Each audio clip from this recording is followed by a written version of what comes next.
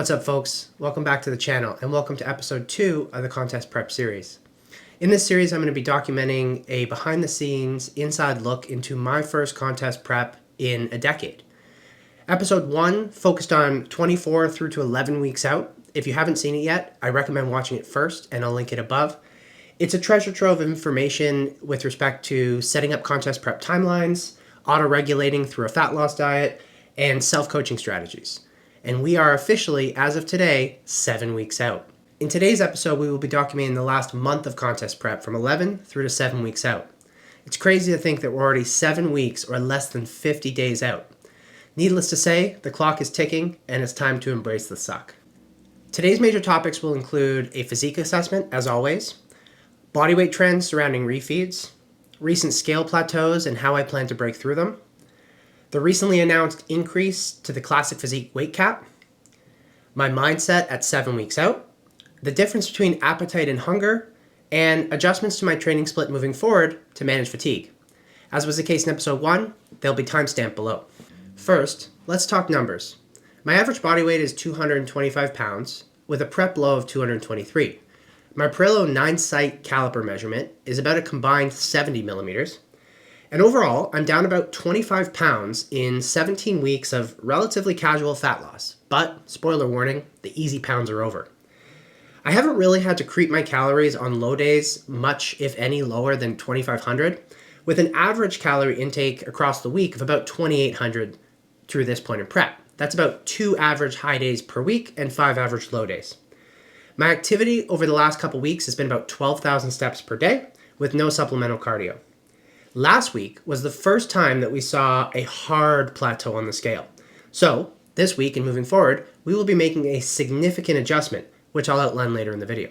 Now, let's take a look at some visuals. The posing practice you see on the screen was taken at 7 weeks and 2 days out. I'm pretty flat and watery here, going on my 5th consecutive low day. But that is a necessary evil at this stage.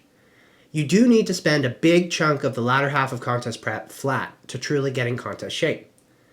I may not love looking at myself in this state, but it is representative.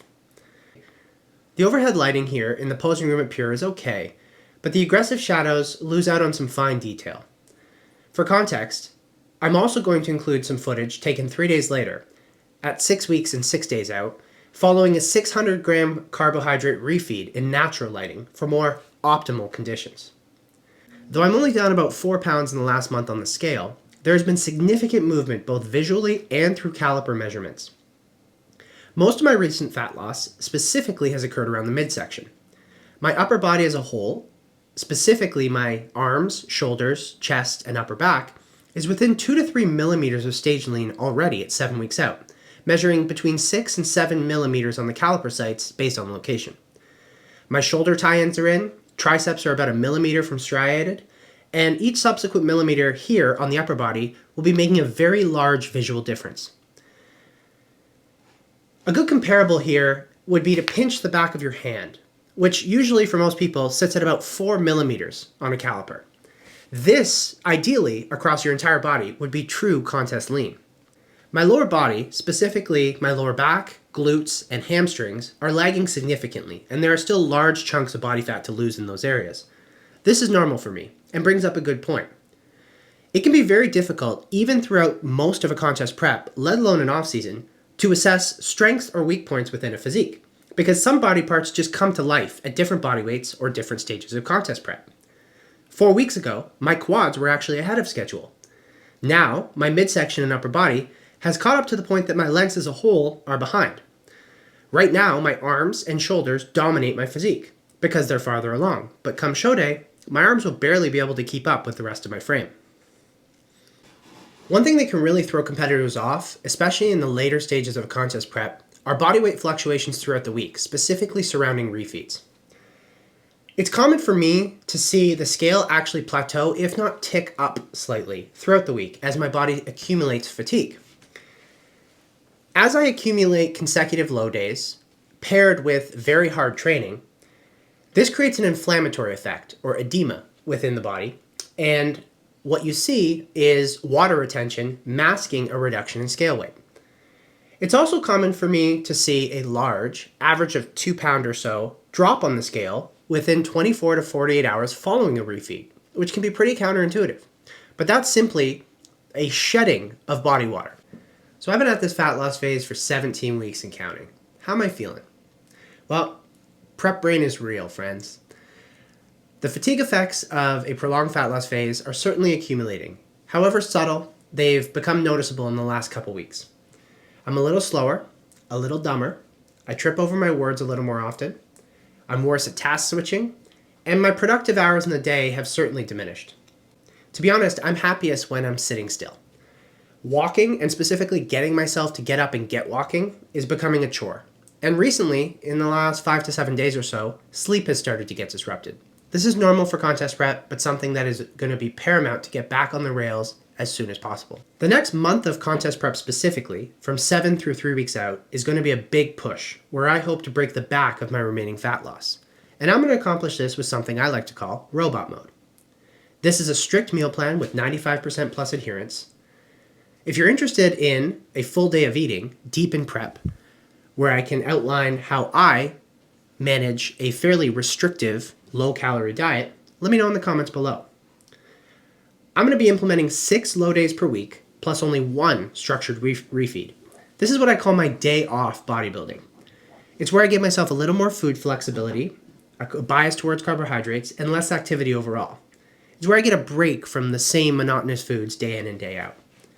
I'm going to be aiming for 14,000 steps on training days, 13 on rest day, and 10K on my refeed. Now let's talk training. Overall, training has been going very well and has been one of the best and most consistent parts of this prep thus far.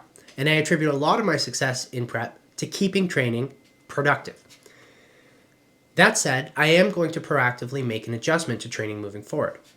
Over the course of this off-season and this prep to date, I've been on a modified push-pull legs, training 2 days on and 1 day off, with the split you see on the screen above. Moving forward, I'm going to spread that same volume over an additional day, now taking a 7-day rotation and training 5 times in those 7 days.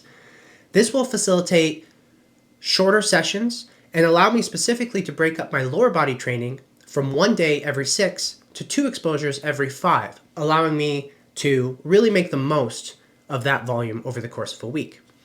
As I get deeper in prep, fatigue on those lower body days specifically is very high, and it's very difficult to sustain performance across the session. So spreading quads and hamstrings across 2 separate sessions really allows me to prioritize the areas of greatest need. In summary, this allows for more idealized fatigue management across the week, given the lower body days are the most taxing. Also, it allows for my nutrition approach in terms of training day, rest day, and refeed day macros to align best with training. In terms of my training approach for the remainder of this prep, I'm going to remain assertive, but no longer quite as aggressive. Though I'm still capable of beating the logbook on select movements and PR'd as recently as last week, at this point in prep, it's okay not to go there, and sometimes wise. And it's okay just to trace or repeat past performances. It's important to look at the goal of training in this context at 7 weeks out. The goal is muscle retention. There will be no net new tissue being put on. So even if I'm capable of chipping my loads week over week, the relative fatigue cost that it has for the remainder of the session and the rest of the week is no longer worth the squeeze. I'm going to be spending less time working in the 5 to 6 rep range and more time spent above 6 reps on my primary movements. My mindset at 7 weeks out is exceedingly positive, despite the challenges that lie ahead of me. One thing I'm very clear about with myself throughout this whole prep, as well as my contest prep clients, is that the decision to willingly restrict calories is a privilege, one which I very happily signed up for. Exotic leanness takes exotic effort, and I'm ready to dig. A common fault of individuals at this stage in contest prep is that they start to look a little too far ahead. In moments where they're feeling tired, hungry, flat, or stringy, they start to look ahead to the off-season, to the treats they're going to have at the end of the show, or to all the growth that they hope to make over the course of an off-season.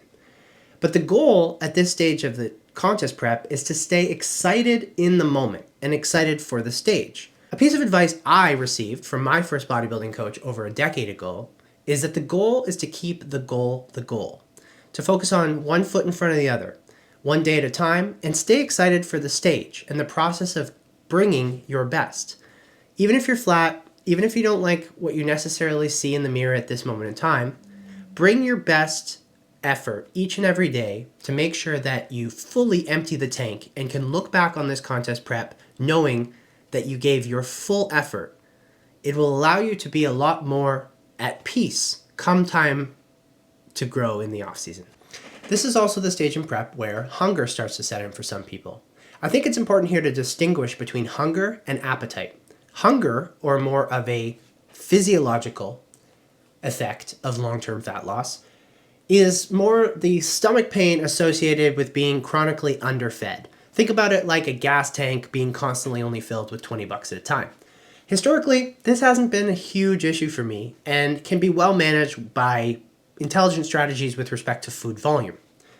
However, appetite, more of a psychological component or a desire for specific foods, for me, primarily carbs, that is one that I am not immune to. And I plan to use my meal plan and dedicated refeeds to help mitigate this, to the extent possible. As we touched on in episode 1 of the prep series, I am still on the fence of whether I plan to compete this prep across open bodybuilding, classic physique, or both, as I'm right at the top end of the classic physique weight cap. However, the IFBB recently announced both amateur and pro increases to the classic physique weight cap across all height categories, which is super beneficial for me.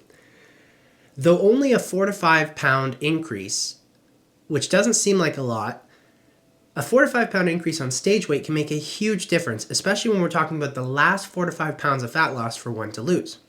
It's still going to be sort of down to the wire in terms of timelines with respect to this prep, and long term, since I'm already at the cap, I believe my best work is to be done in open bodybuilding, but it does make classic this prep more realistic. I still think it's a little too early to tell though. At 7 weeks out, there's still a little bit too much time and too much fat to lose. My next prep series update, which will occur at about 4 weeks out, I think we're going to have a much clearer picture whether or not I can make the classic weight cap with or without a water cut. So we'll chat more about that then. My mantra for the next phase of prep is to stay in control. I know it's time to get uncomfortable, but it's important that I don't chase the scale and stay in control of both my fatigue and emotions in the process. So that's basically it. We're 7 weeks out and it's time to dig. So let's get to digging. If you like my approach and it resonated with you, hit the first link in my bio to apply for coaching to see if we'd be a good fit to help you achieve your fitness goals. Don't forget to like, share, comment, and subscribe if you like this video, and we'll see you in the next one. Cheers.